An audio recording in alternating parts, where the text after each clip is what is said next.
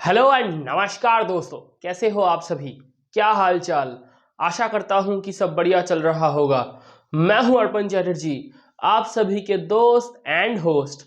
स्वागत करता हूं आप सभी को आप सभी के प्यारे चैनल केमिस्ट्रियंस असेंबल में। आज हम क्लास 12 की ऑर्गेनिक में से और एक बहुत बहुत इंपॉर्टेंट सी चैप्टर जो कि है अल्कोहल, फेनॉल और ईथर, इनको पढ़वाएंगे। तो आज हम क्या पढ़ेंगे दोस्तों, आज हम अल्कोहल, फेनॉल और इथार को पढ़ेंगे। तो ये जो अल्कोहल, फेनॉल और इथार है, इसका सबसे पहले आज हम फिजिकल प्रॉपर्टी को पढ़ेंगे, उसके बाद प्रिपरेशन वगैरह पढ़ेंगे, उसके बाद केमिकल प्रॉपर्टी को पढ़ेंगे। एक एक करके पढ़ेंगे। अल्कोहल और फेनॉल दोनों की फिजिकल प्रॉपर्टी आज एक साथ हो जाएगा। तो देखना दोस्तों, पहले तो ये सुनो, अल्कोहल क्या है। जो एलिफैटिक हाइड्रोकार्बन है उनके साथ अगर OH हाइड्रोक्सिल ग्रुप जुड़ा है तो उसको आप अल्कोहल बोलोगे। क्या बोलोगे? एलिफैटिक हाइड्रोकार्बन, एलिफैटिक हाइड्रोकार्बन, इसके साथ अगर OH ग्रुप जुड़ा है, इसके साथ अगर OH ग्रुप जुड़ा है तो इसको आप बोलोगे कि ये अल्कोहल है। ठीक उसी तरीके से अगर एरोमेटिक के साथ OH जुड़ा है तो उसको आप बोलोगे फेनॉल। क्या बोलोगे? उसको आप बोलोगे फेनॉल। मतलब जो एरोमेटिक हाइड्रोकार्बन है, एरोमेटिक हाइड्रोकार्बन, उसके साथ अगर ये OH जुड़ा है तो उसको आप बोलोगे फेनॉल। तो देखो, पहले इसको सुनना कि अगर एलिफैटिक हाइड्रोकार्बन उसके साथ हाइड्रोक्सिल ग्रुप मतलब OH जुड़ा है तो उसको आप अल्कोहल के नाम से जानोगे, और उसी तरीके से एरोमेटिक जो बेंजीन रिंग है उसके साथ अगर OH ग्रुप जुड़ा है, हाइड्रोक्सिल ग्रुप जुड़ा है, तो उसको आप फेनॉल के नाम से जानोगे। और सबसे बड़ी बात, जो ROR प्राइम वगैरह है, मतलब ये ग्रुप ये अगर किसी पर जुड़ा है किसी के साथ तो इसको आप इथर बोलोगे। क्या बोलोगे? इसको आप इथर बोलोगे। ये आप जानते हो, जो फंक्शनल ग्रुप वगैरह होता है, फंक्शनल ग्रुप, वो फंक्शनल ग्रुप ये सब है। तो आपको ये जानना है कि फंक्शनल ग्रुप एक्चुअल में क्या है। ये OH फंक्शनल ग्रुप है, ये है हाइड्रोक्सिल ग्रुप। क्या है? ये है, आप बोलोगे ये है आपका हाइड्रोक्सिल ग्रुप। क्या ग्रुप है ये है हाइड्रोक्सिल ग्रुप। और ये जो हाइड्रोक्सिल ग्रुप है, ये हाइड्रोक्सिल ग्रुप अगर एलिफैटिक हाइड्रोकार्बन के साथ जुड़ेगा तो उसको अल्कोहल के नाम से जानोगे। यही अगर एरोमेटिक के साथ जुड़ेगा तो उसको आप फेनॉल बोलोगे। और अगर ऐसे ऐसे रहा ROR प्राइम वगैरह, R एल्किल ग्रुप है, R प्राइम भी एल्किल ग्रुप है, तो इसको आप ये O वाला जो हिस्सा है इसको आप क्या बोलोगे? इसको आप इथर बोलोगे। क्या बोलोगे? इसको आप इथर बोलोगे। तो फंक्शनल ग्रुप अगर जानना हो गया तो इसको हटाओ, पॉज करके लिख लो और उसके बाद शुरू करो कि क्या जानते हो आप इस फिजिकल प्रॉपर्टी के बारे में। आपको क्या पढ़ना है फिजिकल प्रॉपर्टी के बारे में। तो पहले तो सुनो, एक सवाल आते हैं सॉल्युबिलिटी के ऊपर। किसके ऊपर? एक सवाल आते हैं सॉल्युबिलिटी के ऊपर। तो बहुत बहुत ध्यान से सुनना। आपको बोलेगा कि CH3CH2OH जो कि इथेनॉल है, जो कि इथेनॉल है, ये वाटर सॉल्युबल है। It is soluble in water. But आपको यहीं पर पूछेगा CH3CH2 CH2OH, देखो कितना कार्बन है। आप बोलोगे 10 कार्बन है। एक 8 और एक 9 और एक 10, तो 10 कार्बन है। तो इसको आप बोलोगे ये है डेकानॉल। क्या है? ये है decanol. It is insoluble in water. Why? आपको ये सवाल पूछेगा, आपको ये सवाल पूछेगा। और एक बात को यहां से बहुत ध्यान से सुनना, यहां क्वेश्चन किस बारे में आ रहा है? सॉल्युबिलिटी के बारे में। किस बारे में? सॉल्युबिलिटी के बारे में। तो आपको पूछेगा इथेनॉल जो कि वाटर सॉल्युबल है, डेकानॉल जो कि वाटर सॉल्युबल नहीं है, वो क्यों है? इसका वजह क्या है? आप बोलोगे कि सर ये जो इथेनॉल है और ये जो डेकानॉल है, इन दोनों में OH ग्रुप है। क्या है? बहुत ध्यान से सुनना। जो इथेनॉल है और जो डेकानॉल है, इन दोनों में सेम और कॉमन ग्रुप के तौर में क्या है? आप बोलोगे सर इनमें एक कॉमन ग्रुप है। कॉमन ग्रुप क्या है? आप बोलोगे सर कॉमन ग्रुप तो OH है।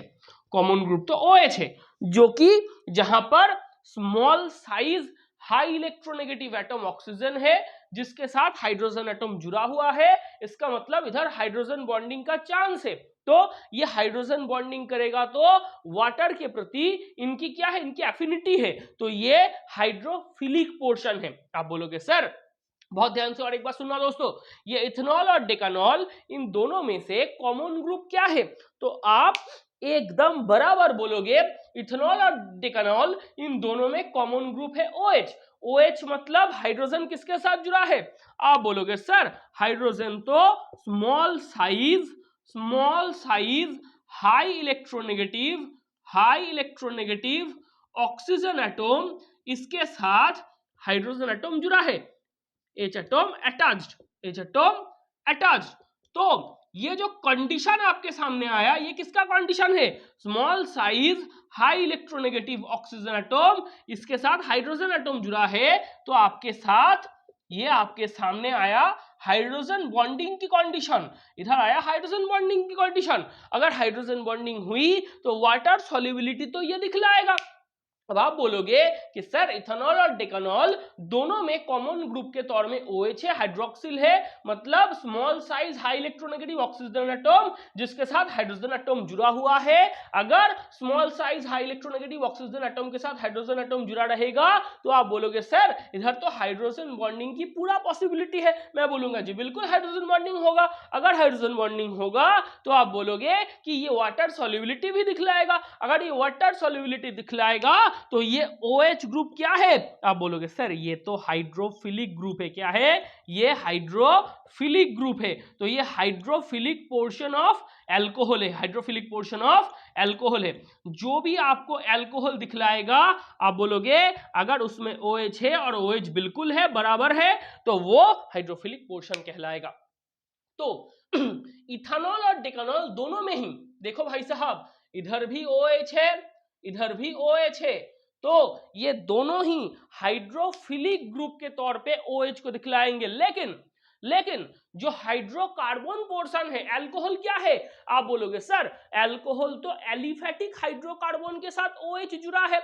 जी बिल्कुल, सुनना बहुत ध्यान से, एलिफेटिक हाइड्रोकार्बन के साथ OH जुड़ेगा तो उसको आप अल्कोहल बोलते हो, वही कॉमन नेम है अल्कोहल की। अब OH जो कि एक हाइड्रोफिलिक पोर्शन है ड्यू टू हाइड्रोजन बॉन्डिंग, लेकिन जो एलिफेटिक हाइड्रोकार्बन है भाई साहब, वो एलिफेटिक हाइड्रोकार्बन तो हाइड्रोफोबिक है, मतलब उसका तो H2O के प्रति फोबिया है। मतलब आप बोलोगे कि सर OH जो कि एक हाइड्रोफिलिक पोर्शन है, मैं बोलूंगा जी बिल्कुल है, और वो हाइड्रोफिलिक पोर्शन H2O के साथ वाटर सॉल्युबिलिटी दिखलाएगा। लेकिन हाइड्रोफोबिक पोर्शन के तौर पे आपके पास एलिफेटिक हाइड्रोकार्बन है। जो एलिफेटिक हाइड्रोकार्बन के तौर पे, एक बात ध्यान से सुनना मेरे दोस्तों, इधर इथाइल ग्रुप है और इधर ये देखो कितना बड़ा सा एक हाइड्रोफोबिक पोर्शन है। मतलब हाइड्रोफिलिक पोर्शन दोनों में ही सेम टू सेम है, लेकिन हाइड्रोफोबिक पोर्शन के तौर पे इधर एक छोटा सा इथाइल ग्रुप है और इधर एक बहुत बड़ा सा डेकाइल ग्रुप है। तो आप बोलोगे सर इधर हाइड्रोफोबिक पोर्शन बड़ा होने के नाते ये फोबिया ज्यादा दिखलाएगा। अगर ये फोबिया ज्यादा दिखलाएगा तो ये हाइड्रोफोबिक हुआ और ये हाइड्रोफिलिक हुआ, मतलब ये वाटर में सॉल्युबल होगा, ये वाटर में सॉल्युबल नहीं होगा। तो और एक बार रिपीट करो मेरे साथ कि इधर ये इथेनॉल है, ये डेकानॉल है। इथेनॉल और डेकानॉल दोनों में कॉमन ग्रुप के तौर पे OH है। OH है तो small size high electronegative oxygen atom के साथ हाइड्रोजन एटम जुड़ा है, तो हाइड्रोजन बॉन्डिंग दिखलाएगा। हाइड्रोजन बॉन्डिंग दिखलाएगा तो वो वाटर सॉल्युबिलिटी की परसेंटेज है, वाटर सॉल्युबिलिटी की पॉसिबिलिटी है। लेकिन इधर वाटर सॉल्युबिलिटी की पॉसिबिलिटी ये दोनों ही दिखला रहा है, ये OH के बदौलत। लेकिन अब अगर आप ये सुनोगे कि हाइड्रोफिलिक पोर्शन के तौर पे दोनों के पास ही सेम टू सेम ग्रुप है, हाइड्रोफिलिक पोर्शन के तौर पे दोनों के पास ही same to same OH group है, लेकिन हाइड्रोफोबिक पोर्शन के तौर पे इथेनॉल के पास छोटा सा ग्रुप है और डेकानॉल के पास हाइड्रोफोबिक पोर्शन के तौर पे एक बहुत बड़ा सा ग्रुप है। तो हाइड्रोफोबिक पोर्शन के तौर पे इधर एक बड़ा ग्रुप है तो ये फोबिया दिखलाएगा, ये ज्यादा फोबिया नहीं दिखला पाएगा। तो आप बोलोगे ये हाइड्रोफिलिक होगा, ये हाइड्रो हाइड्रोफोबिक होगा, मतलब ये वाटर में जल्द से जल्द सॉल्युबल हो जाएगा, ये वाटर में आसानी से सॉल्युबल हो जाएगा, ये वाटर में आसानी से सॉल्युबल नहीं होगा, ये वाटर में इनसॉल्युबल दिखलाएगा। तो ये क्वेश्चन का जो जवाब है, ये सवाल का जो एक्चुअल में आंसर है, जो जवाब है, उसको आपको ढूंढना पड़ेगा हाइड्रोजन बॉन्डिंग के तौर पे नहीं, हाइड्रोफोबिक और हाइड्रोफिलिक ग्रुप के तौर पे। तो आप बोलोगे दोनों में ही same to same hydrophilic group OH है, तो दोनों ही तो वाटर सॉल्युबिलिटी दिखला सकता था, लेकिन हाइड्रोफिलिक ग्रुप OH दोनों में सेम टू सेम है, लेकिन हाइड्रोफोबिक पोर्शन एक में छोटा है, एक में बड़ा है, जिसमें बड़ा है वो फोबिया दिखलाएगा, जिसमें हाइड्रोफोबिक पोर्शन छोटा है वो हाइड्रोफिलिक ग्रुप के तौर में काम करेगा, मतलब वो उसके H2O के प्रति थोड़ा सा फीलिंग ज्यादा रहेगा। जिसके पास फोबिक ग्रुप बड़ा है वो फिलिया नहीं दिखलाएगा, जिसके पास फोबिक पोर्शन छोटा है वो फिलिया दिखलाएगा। तो आप बोलोगे डिकनॉल, जो कि जिसके पास हाइड्रोकार्बन का जो पोर्शन है, जो हाइड्रोफोबिक पोर्शन है वो बड़ा है, तो ये फोबिया दिखलाएगा, ये वाटर में सॉल्युबल नहीं होगा, ये वाटर में जल्द से जल्द घुल जाएगा। हुआ, इसको हटाए। ये पहला क्वेश्चन था। सॉल्युबिलिटी का और भी क्वेश्चन है। तो पहला क्वेश्चन क्या था? पहला क्वेश्चन इथेनॉल और डिकनॉल वाला था, जिसका आंसर, जिसका जवाब आपको कहां से ढूंढना पड़ा? हाइड्रोफिलिक और हाइड्रोफोबिक से ढूंढना पड़ा। अब सुनो, और एक क्वेश्चन आता है, CH3CH2OH, ये क्या है? आप बोलोगे सर ये इथेनॉल है। ये क्या है? ये इथेनॉल है। CH3OCH3, ये क्या है? आप बोलोगे सर ये डाइमिथाइल ईथर है। क्या है? दोनों ही तरफ मिथाइल ग्रुप है, ये डाइमिथाइल ईथर है। तो आप बोलोगे सर ये क्या है? पास में नाम लिख दो, इथेनॉल है, और इसका भी नाम लिखो, ये डाइमिथाइल ईथर है। ये क्या है? ये डाइमिथाइल ईथर है। अब सुनो, एक बहुत ध्यान से एक दास्ता को सुनो। देखो भाई साहब, C2H6O दोनों ही है। देखो, दो कार्बन C2, 3 2 5 1 6 H6O, दो कार्बन 3 3 6 H, एक O, C2H6O। ये भी C2H6O है, ये भी C2H6O है, लेकिन इसका और इसका फॉर्मूला ये अलग है, ये डिफरेंट है। क्यों? इधर फंक्शनल ग्रुप आइसोमेरिज्म आएगा। क्या आएगा?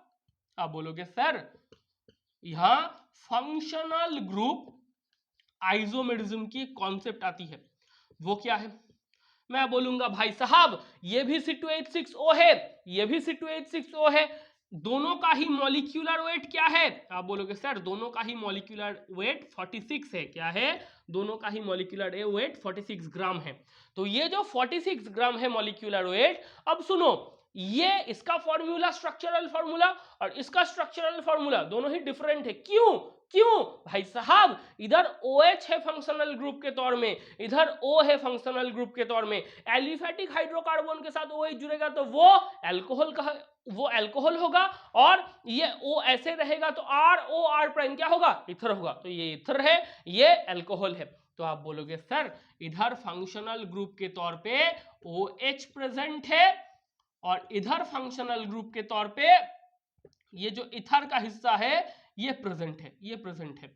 तो मैं बोलूंगा जी बिल्कुल सर, आप बिल्कुल ठीक कह रहे हो। फंक्शनल ग्रुप के तौर पे इधर OH है, इधर फंक्शनल ग्रुप के तौर में O है, मतलब इथर है, तो इधर फंक्शनल ग्रुप आइसोमेरिज्म हुआ। अब सुनो, एक कहानी सुनो, ये आपको बोलेगा इथेनॉल ये वाटर सॉल्युबल है। क्या बोलेगा? ये सुनना हो गया। ये C2H6O इसका मॉलिक्यूलर वेट ये है, इधर फंक्शनल ग्रुप आइसोमेरिज्म होगा, इधर OH फंक्शनल ग्रुप के तौर में है तो अल्कोहल होगा। एलिफेटिक हाइड्रोकार्बन के साथ OH जुड़ेगा तो उसको आप अल्कोहल बोलोगे, वो इथेनॉल है। इधर फंक्शनल ग्रुप के तौर में ये इथर वाला हिस्सा है, तो ये डाइमिथाइल ईथर है। अब आपको बोलेगा CH3CH2OH as well as CH3OCH3 दोनों का ही मॉलिक्यूलर वेट सेम है। आपको ये बोलेगा दोनों का ही मॉलिक्यूलर वेट सेम है, लेकिन ये इथेनॉल ये वाटर सॉल्युबल है, soluble in H2O, soluble in H2O, ये इनसॉल्युबल इन H2O, ये insoluble in H2O। Why? Question का टेक्निक ये है, आपको पूछेगा ये सेम टू सेम सवाल पूछेगा आपको कि दोनों ही एक दूसरे के आइसोमर है, दोनों ही फंक्शनल ग्रुप आइसोमर है, दोनों के पास फंक्शनल ग्रुप डिफरेंट है, एक अल्कोहल है एक इथर है। तो एल्कोहल वाला भाई साहब वो क्या कर रहा है, वो सॉल्युबल है वाटर में। इथर वाला भाई साहब वो सॉल्युबल नहीं है वाटर में, वो इनसॉल्युबल है। क्यों है?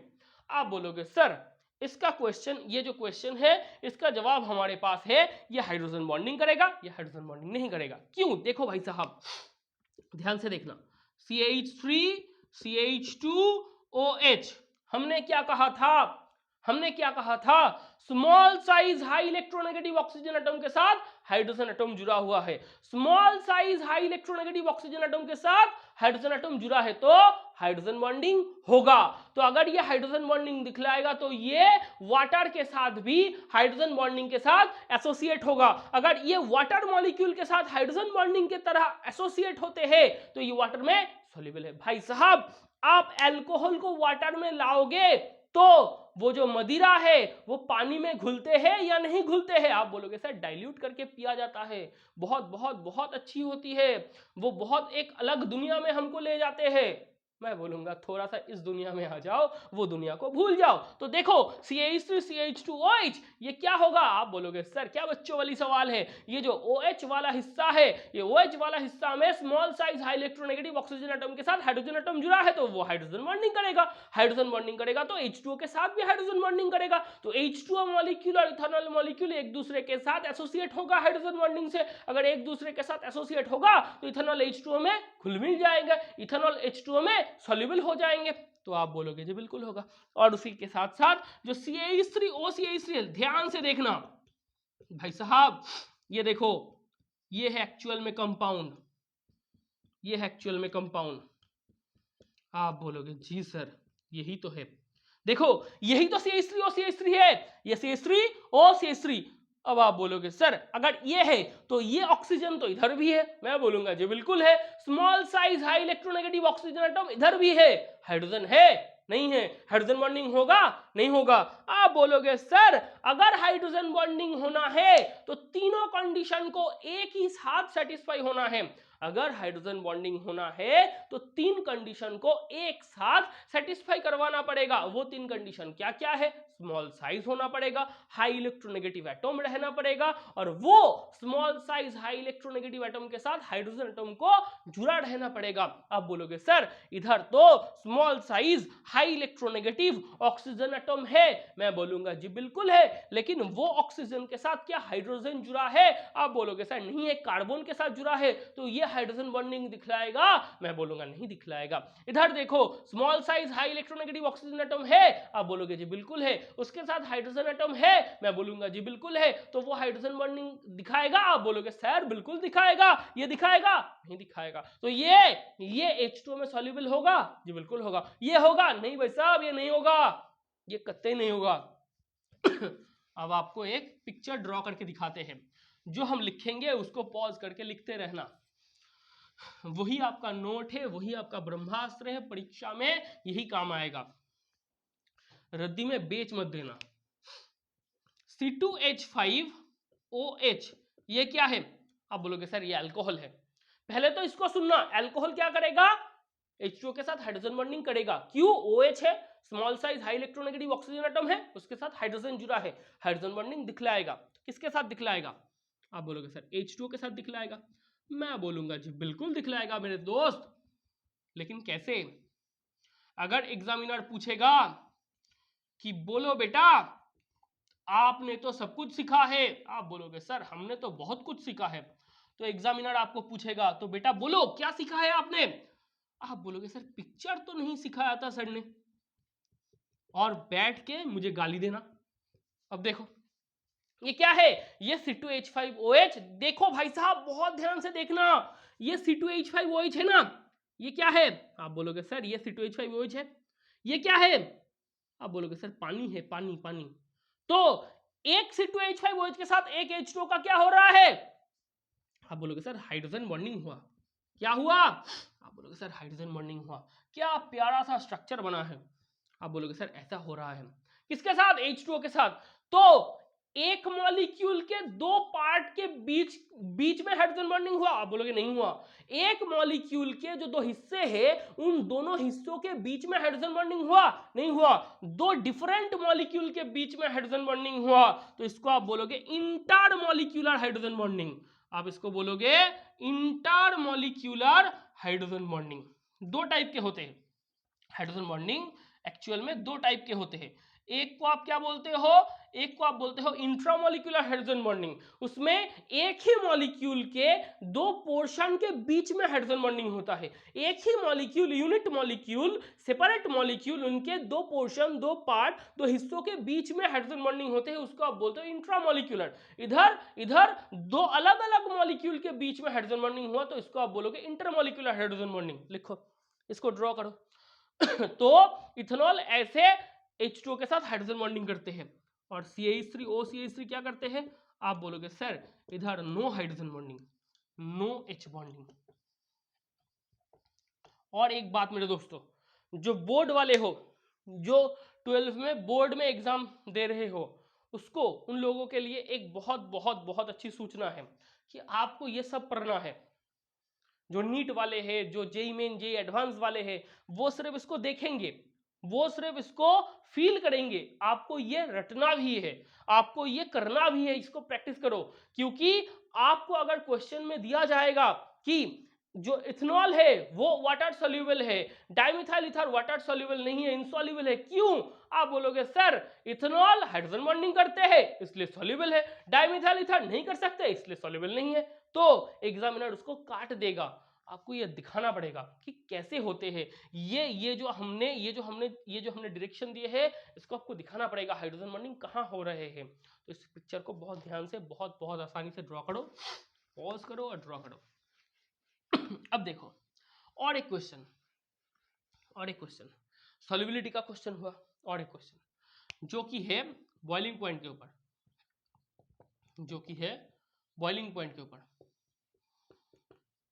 दो क्वेश्चन आपको हमने सॉल्युबिलिटी का करवाया, एक इथेनॉल डेकेनॉल। इसको ध्यान में रखना। सॉल्युबिलिटी का जो क्वेश्चन हुआ, सॉल्युबिलिटी का क्वेश्चन किन दोनों के बीच में हुआ? एक तो हुआ इथेनॉल और डेकेनॉल के बीच में, इथेनॉल डेकेनॉल, इन दोनों के बीच में सॉल्युबिलिटी का एक क्वेश्चन हुआ। दूसरा क्वेश्चन किसके बीच में हुआ? इथेनॉल और डाइमिथाइल ईथर, इथेनॉल और डाइमिथाइल ईथर। इसको साइड में छोटे छोटे करके लिखते रहना, अपने नोट खुद बनाओ। इन दोनों के बीच में हुआ सॉल्युबिलिटी का क्वेश्चन। अब बॉइलिंग पॉइंट का क्वेश्चन आएगा, सेम टू सेम क्वेश्चन आपको दे दिया जाएगा, सेम टू सेम।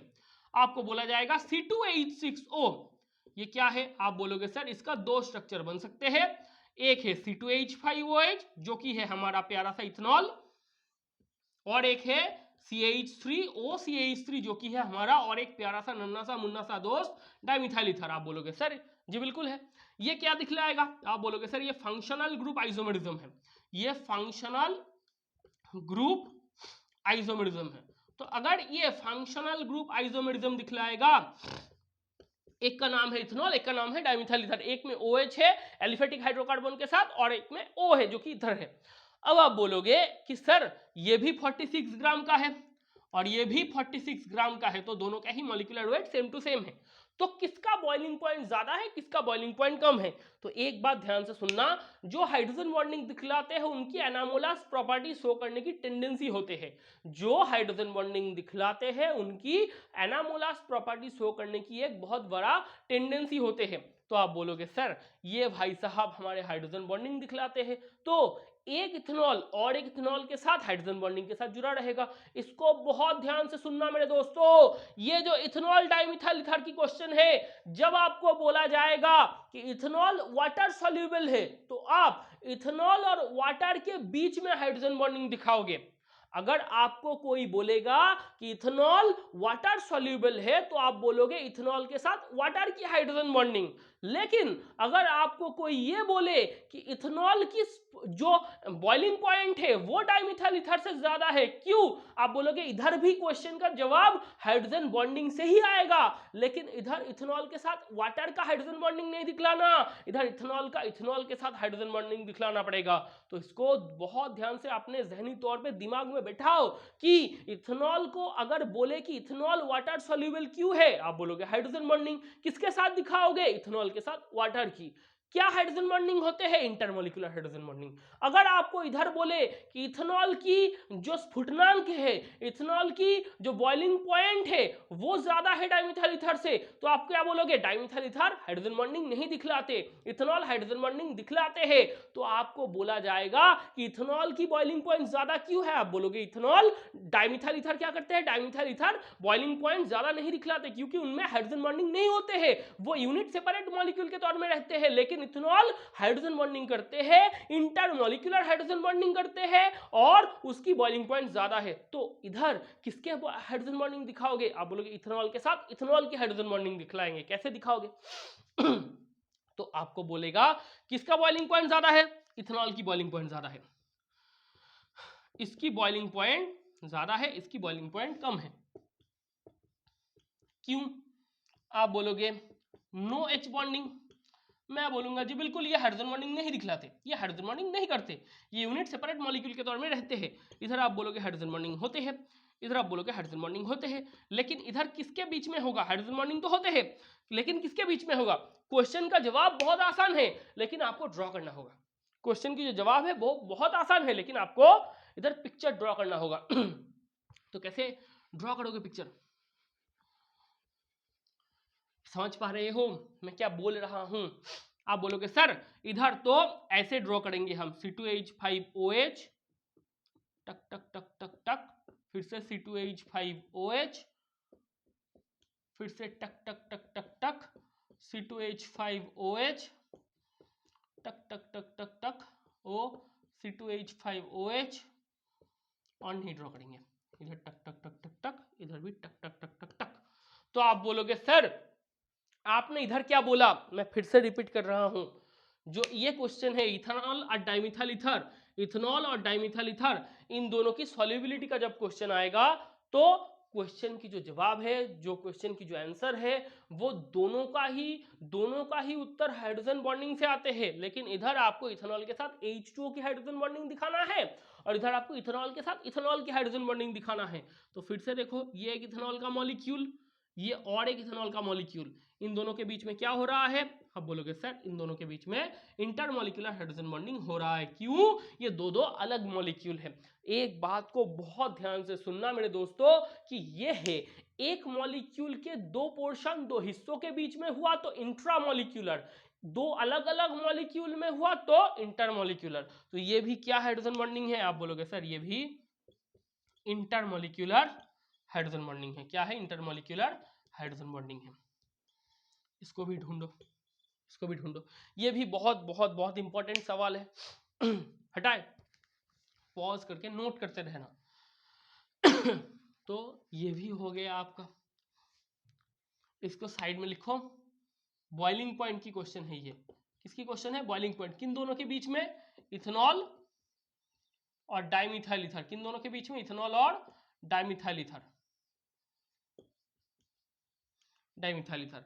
और एक क्वेश्चन इसी तरीके से आते हैं बॉइलिंग पॉइंट के ही, और एक क्वेश्चन आपके इसी तरीके से आते हैं बॉइलिंग पॉइंट के ही।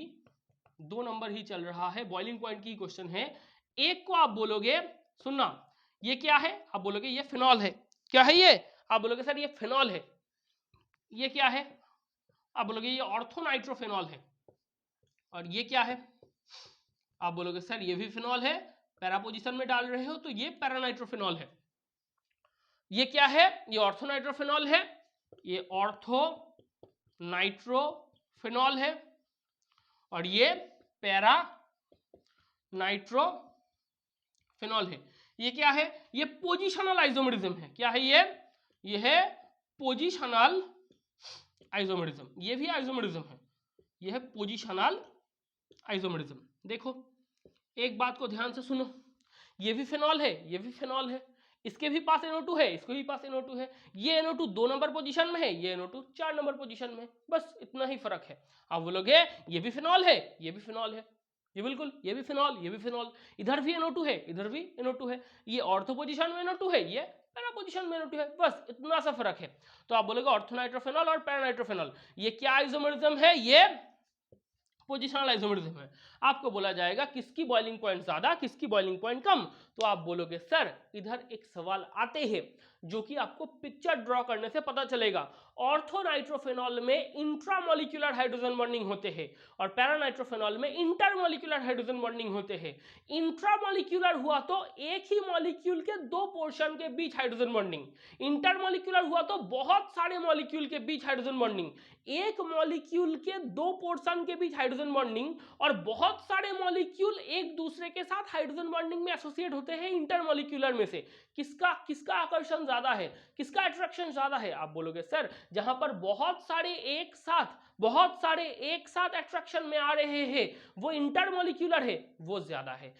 इंट्रामॉलिक्यूलर में एक मॉलिक्यूल के दो पोर्शन के बीच में हाइड्रोजन बॉन्डिंग, इंटरमॉलिक्यूलर में बहुत सारे मॉलिक्यूल के बीच में हाइड्रोजन बॉन्डिंग। अगर बहुत सारे मॉलिक्यूल एक दूसरे के साथ एसोसिएट हो रहे हैं इंटरमॉलिक्यूलर में से, तो आप बोलोगे बहुत सारे जिसमें एसोसिएट हो रहे हैं एक दूसरे के साथ वो ज्यादा आकर्षण है, वो ज्यादा अट्रैक्शन है। तो इंटरमॉलिक्यूलर हाइड्रोजन बॉन्डिंग की पावर ज्यादा है, किससे? इंट्रामॉलिक्यूलर से। तो जहां पर इंटरमॉलिक्यूलर होगा उसकी बॉइलिंग पॉइंट ज्यादा होगी, जो इंट्रामॉलिक्यूलर होगा बॉइलिंग पॉइंट कम होगा। मतलब इंटरमॉलिक्यूलर में बहुत सारे मॉलिक्यूल एक दूसरे के साथ आपस में क्या कर रहे हैं? आकर्षण बना रहे हैं। तो वो अट्रैक्शन फोर्स इंटरमॉलिक्यूलर में क्या हुआ? बहुत सारे एक दूसरे के साथ जोड़ रहे हैं, बहुत सारे एक दूसरे के साथ एसोसिएट हो रहे हैं। तो बहुत सारे एक दूसरे के साथ एसोसिएट हो रहे हैं तो उनको अगर आपको तोड़ना पड़ेगा तो बहुत सारे एनर्जी देना पड़ेगा। तो आप बोलोगे कि जहां पर बहुत सारे मॉलिक्यूल एक दूसरे के साथ जोड़ रहे हैं, एसोसिएट हो रहे हैं, उनको तोड़ने में भी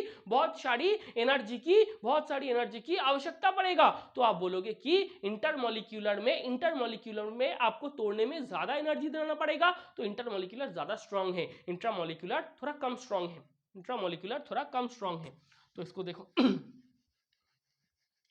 सॉरी ये थोड़ा हट गया। देखो भाई साहब ऑर्थोनाइट्रोफेनॉल ये है OH NO2, इसको आप कैसे ड्रॉ कर सकते हो पहले देख लेना। इसको खोल के लिखो OH और इधर N डबल बॉन्ड O और इधर एक कोऑर्डिनेट बॉन्ड, इनके ऊपर प्लस आते हैं, टक टक टक टक टक टक।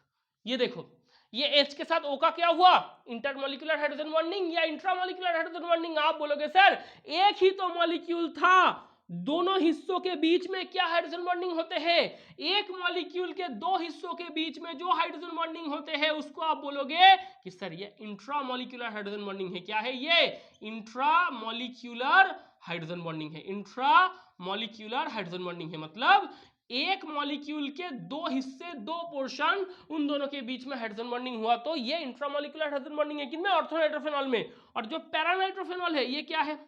आप बोलोगे सर ये है पैरानाइट्रोफेनॉल हमारा, ये है हमारा पैरानाइट्रोफेनॉल। आप बोलोगे जी बिल्कुल सर है पैरानाइट्रोफेनॉल। मैं बोलूंगा दिखलाओ कैसे होते हैं। ये है O, ये है H, ये है N डबल बॉन्ड O, ऐसे O H O, ये और एक bond N double bond O, इधर एक O हो रहा है। ये देखो इधर भी है। आप बोलोगे सर इसको और थोड़ा लंबा करके दिखाओ।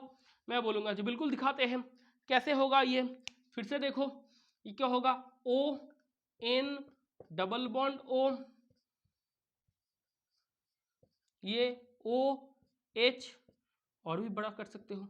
तो एक बात को बहुत ध्यान से सुनो, ये एक पैरानाइट्रोफेनॉल है, ये देखो देखो देखो ये एक पैरानाइट्रोफेनॉल है,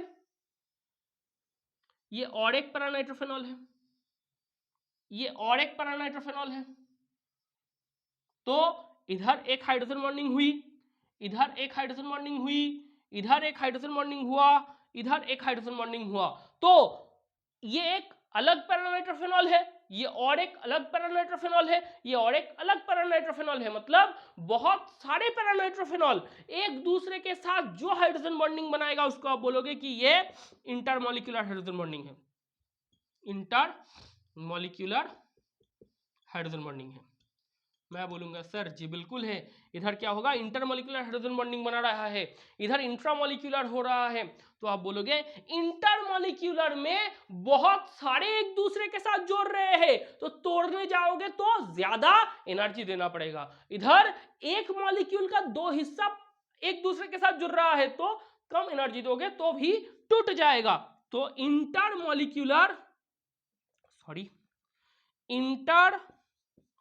मॉलिक्यूलर हाइड्रोजन बॉन्डिंग, इसकी जो ताकत है ये ज्यादा है, इसकी स्ट्रेंथ ज्यादा है। किससे? इंट्रामॉलिक्यूलर हाइड्रोजन बॉन्डिंग से। इंट्रामॉलिक्यूलर एच बॉन्ड जो है, तो इंट्रामॉलिक्यूलर एच बॉन्ड से इंटरमॉलिक्यूलर एच बॉन्ड की जो ताकत है, जो बॉन्ड स्ट्रेंथ है, जो बॉन्ड डिसोसिएशन एनर्जी है, जो बॉन्ड डिसोसिएशन एनर्जी है, ये इंटरमॉलिक्यूलर हाइड्रोजन बॉन्डिंग की ज्यादा है, इंट्रामॉलिक्यूलर की कम है। तो इंटरमॉलिक्यूलर कौन दिखाया? इंटरमॉलिक्यूलर कौन दिखाया? पैरानाइट्रोफेनॉल। कौन दिखाया? आप बोलोगे सर पैरानाइट्रोफेनॉल। तो पैरानाइट्रोफेनॉल की बॉन्ड डिसोसिएशन एनर्जी ऑर्थोनाइट्रोफेनॉल से ज्यादा है। तो किसका बॉइलिंग पॉइंट ज्यादा है? पैरानाइट्रोफेनॉल की बॉइलिंग पॉइंट ऑर्थोनाइट्रोफेनॉल की बॉइलिंग पॉइंट से ज्यादा है। तो आप बोलोगे कि पैरानाइट्रोफेनॉल ऑर्थोनाइट्रोफेनॉल से ज्यादा बॉइलिंग पॉइंट दिखलाएगा। हुआ? इसको नोट करो। जिसका बॉन्ड डिसोसिएशन एनर्जी ज्यादा, जिसकी बॉन्ड तोड़ने के लिए, जिसकी बॉन्ड को डिसोसिएट करने के लिए ज्यादा एनर्जी की आवश्यकता है, उसकी बॉइलिंग पॉइंट ज्यादा है। आसान सी बात है। तो बॉइलिंग पॉइंट की ये सवाल भी आपने कर लिए। तो दो सवाल को इधर लिख लो। सॉल्युबिलिटी से दो सवाल आए, बॉइलिंग पॉइंट से भी दो सवाल है। कौन कौन? इथेनॉल और डाइमिथाइल ईथर, ये आया। इथेनॉल और डाइमिथाइल ईथर, ये आया। और दूसरा कौन आया? ऑर्थोनाइट्रोफेनॉल और पैरानाइट्रोफेनॉल, ऑर्थोनाइट्रोफेनॉल और पैरानाइट्रोफेनॉल, पैरानाइट्रोफेनॉल। तो आप बोलोगे इथेनॉल डाइमिथाइल ईथर ये कौन सी आइसोमरिज्म दिखाएगा? Functional group. Orthonitrophenol paranitrophenol functional, ये पोजिशनल आइसोमरिज्म दिखलाएगा। अब देखो विस्कोसिटी के एक सवाल आते हैं, ये भी आसान है। विस्कोसिटी के एक सवाल आते हैं। विस्कोसिटी क्या है? इंटरनल फ्रिक्शन है। ये क्या है? इंटरनल फ्रिक्शन है। अब विस्कोसिटी को अगर बढ़वाना है तो इंटरनल फ्रिक्शन बढ़ेगा। इंटरनल फ्रिक्शन बढ़ेगा तो इंटरमॉलिक्यूलर अट्रैक्शन बढ़ेगा। क्या बढ़ेगा? इंटरमॉलिक्यूलर अट्रैक्शन या इंटरेक्शन बढ़ेगा। इंटरमॉलिक्यूलर अट्रैक्शन या इंटरेक्शन बढ़ेगा। इंटरमॉलिक्यूलर इंटरेक्शन बढ़ेगा तो हाइड्रोजन बॉन्डिंग बढ़ेगा। क्या होगा? हाइड्रोजन बॉन्डिंग भी बढ़ेगा। इसको भी लिख लो। विस्कोसिटी को बढ़वाना है तो आपको इंटरनल फ्रिक्शन बढ़वाना पड़ेगा लिक्विड के बीच में या फ्लूइड के बीच में। जो फ्लूइड फ्रिक्शन है, इंटरनल फ्रिक्शन की और क्या नाम है? आप बोलोगे इसका और एक नाम है, ये है फ्लूइड फ्रिक्शन। ये फ्लूइड मैकेनिक्स के हिस्सा है। तो आपको फ्लूइड फ्रिक्शन बढ़वाना पड़ेगा। इंटरमॉलिक्यूलर अट्रैक्शन, इंटरमॉलिक्यूलर इंटरेक्शन बढ़वाना पड़ेगा। तो इंटरमॉलिक्यूलर इंटरेक्शन के साथ साथ ही आपकी आते हैं हाइड्रोजन बॉन्डिंग। तो हाइड्रोजन बॉन्डिंग बढ़ेगा तो ये बढ़ेगा, तो ये बढ़ेगा, तो विस्कोसिटी भी बढ़ेगा। तो क्वेश्चन क्या है? इसको लिख लेना, ये इंपॉर्टेंट है, इसको लिख लेना थोड़ा। अब आप बोलोगे कि सर विस्कोसिटी में क्या आते हैं? देखो CH3CH2OH क्या नाम है? इथेनॉल। क्या नाम है? CH3CH2OH क्या नाम है? इथेनॉल। CH2OH क्या नाम है? Ethylene glycol. क्या नाम है? आप बोलोगे सर इसका नाम है इथिलीन ग्लाइकॉल। क्या नाम है? Ethylene glycol. CH2OH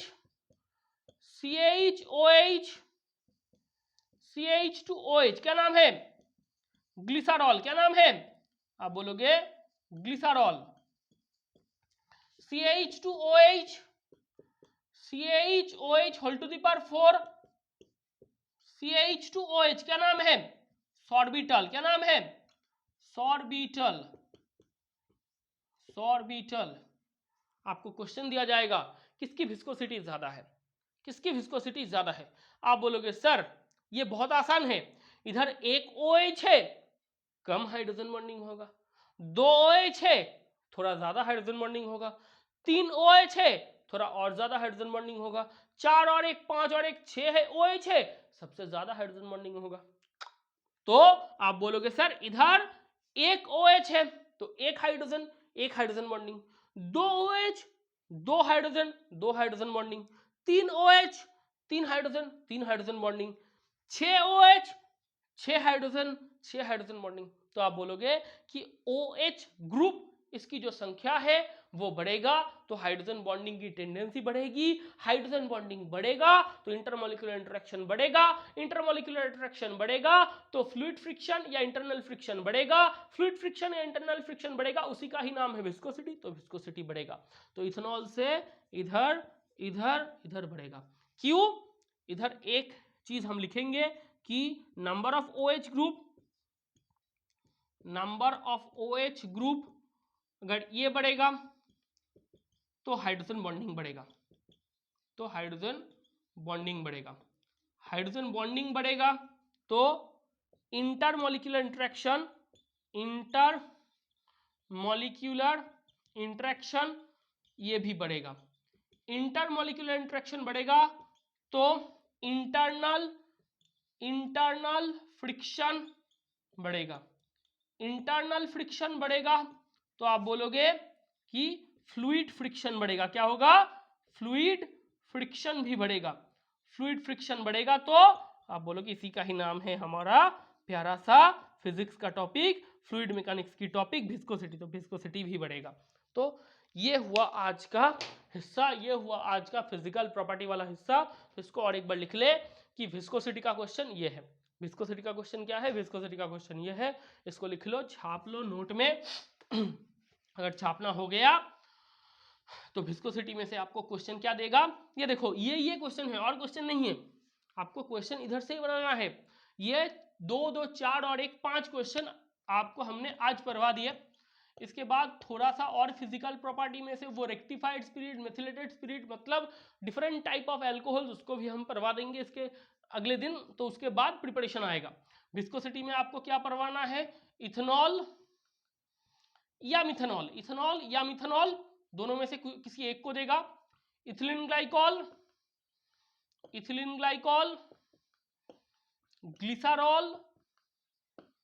ग्लिसरॉल और सॉर्बिटल, ये चार्ट दे दिया जाएगा। इनमें से आपको विस्कोसिटी की ऑर्डर या जो क्रम है उसको लिखना होगा, वो कॉज बिकॉज आएगा, वो कारण लिखना होगा। तो इसी के साथ साथ आज हम जो फिजिकल प्रॉपर्टी ऑफ अल्कोहल और फिनॉल है इसको इधर खत्म करते हैं। और बहुत बहुत ध्यान से रहना, बहुत बहुत अच्छी तरीके से पढ़ना, अपना अपने फैमिली का, मम्मी पापा का ध्यान रखना, अपने पढ़ाई का ध्यान रखना, और अलविदा और जय हिंद।